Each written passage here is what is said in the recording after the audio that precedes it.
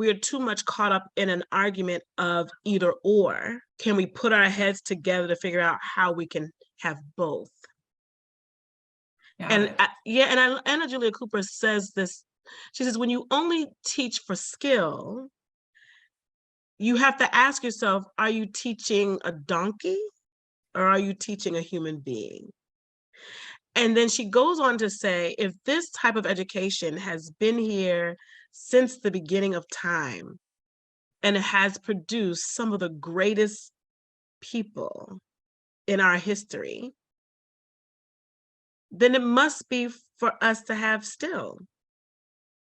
If we had evidence that people who were educated classically somehow ended up being poor and destitute and useless to society, then I think we could have that conversation. But I want to give you another historic figure. His name was Quintilian, and Quintilian actually inspired the writing of the Columbian Orator, even though it came much later.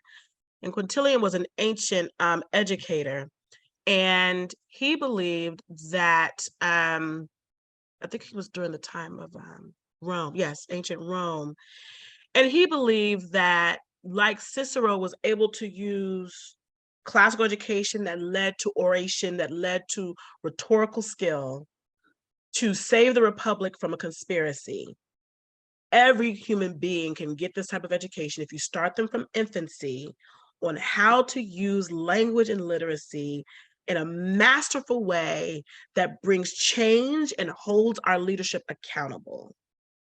And if you look at people like Martin Luther King, if you look at people like John Lewis, honestly, if you look at people like my father, who was a phenomenal pastor, who finally realizes he had a classical education as a child. If you look at these great minds who were able to do so many great things, because Susan Wise Bauer says in her Well-Trained Mind that classical education is an exercise of the mind. It's not a lazy work.